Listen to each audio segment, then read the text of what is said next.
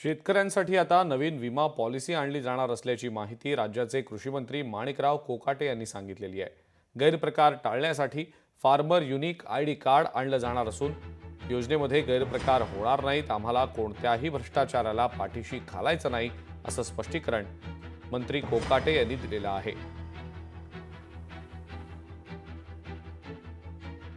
गैरप्रकार याचा अर्थ भ्रष्टाचार नाही।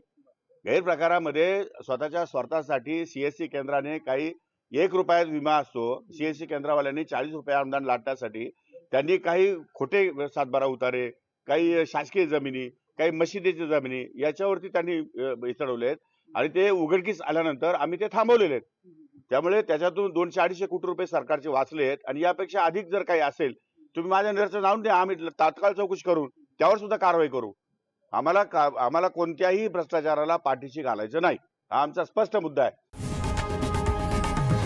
लोकशाही मराठी ऐका, पहा, जागरूक रहा।